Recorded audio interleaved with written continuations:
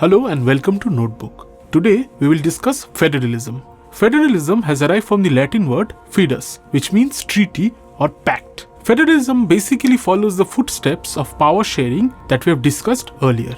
In this system of the government, power is divided between a central unit and various other units of the country taking control over the state, municipality and the panchayats.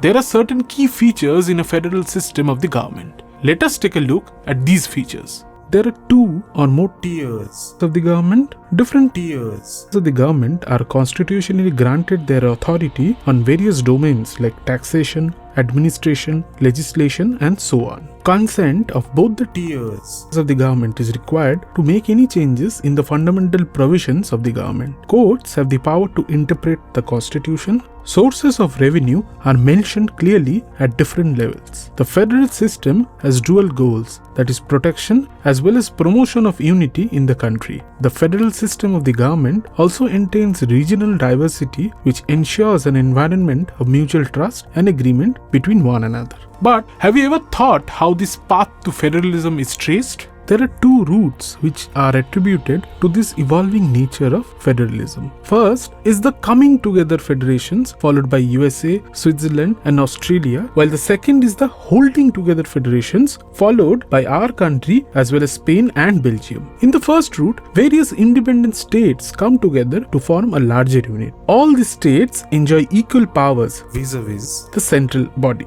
In the second route, the central government holds more power than the state governments. But have you ever thought what makes India a federal country? Well, India has seen a very dreadful partition which involved a lot of bloodshed. Post this, several princely states came together to form our country. The constitution declared India as a union of states. Our constitution initially provided a two-tier system of government, that is, the union or the central government and the state government. Later, the third tier comprising of the panchayats and the municipalities was added.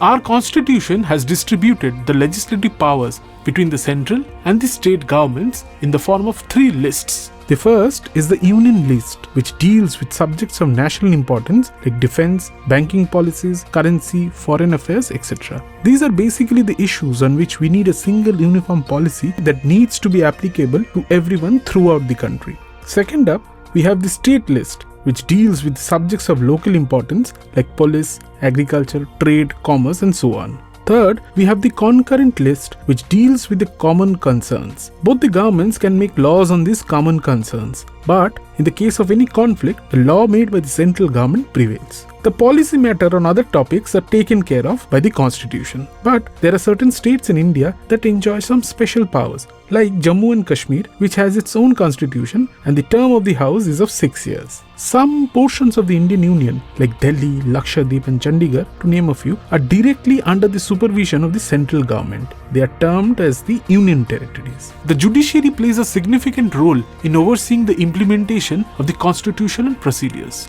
Both the central and the state governments enjoy separate powers to raise revenues by levying taxes to perform their maintenance duties impeccably. That is all for now. Do go through the next video for more on this chapter.